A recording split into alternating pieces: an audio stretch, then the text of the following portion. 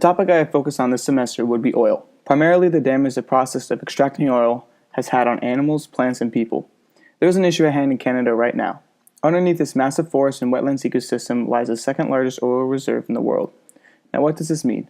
Big oil companies have bought this land and are now using very costly, hazardous, and unsafe methods to extract this oil from the ground, while destroying one of the world's biggest fighters in global warming. And this isn't just one country or place, this is occurring in almost every corner of the globe. What made me decide to focus on this issue? Throughout my life as a kid, I had moved from state to state, house to house, and essentially a different life to a different life. Being so young, I underestimated the issues and problems that are happening in the world and was almost shielded by them because of lack of connectivity I had with it. At this time, you could say any of us were known as millennials because of our disengaged and disinterested minds we had when we were younger.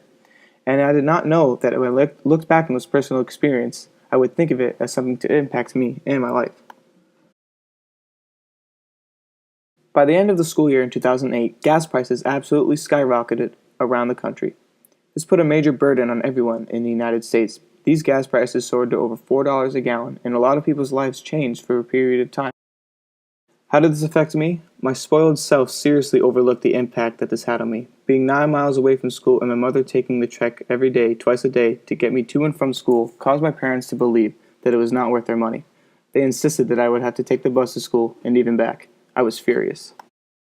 I remember shuffling through my thoughts the first night before I had to take this bus to school. Oh my god, I have to take the bus to school tomorrow. I have to wake up almost an hour earlier to get ready in time. I'll get home an hour later because I am the last stop. Where do I even get on the bus? Where does it even pick me up? Who takes the bus?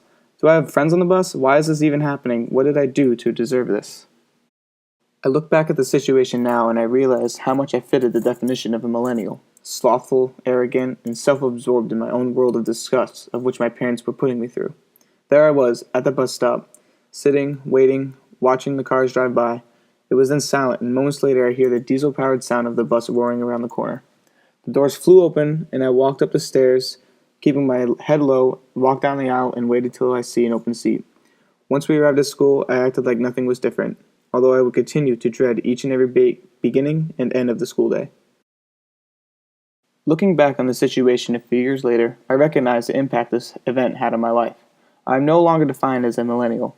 I started to learn about the rise of gas prices during this period and realized that's why my parents needed me to take the bus.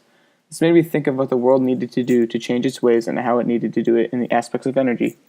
It opened my eyes to the world like I never thought it would. I am now engaged in current events in the world and see the world's problems. It made me want to become more active and involved in society and find more effective ways to create energy for the world. Now I want to find an alternative energy source better and more efficient than oil. I reflect on this event in my life and use it to push myself to be that change in the world.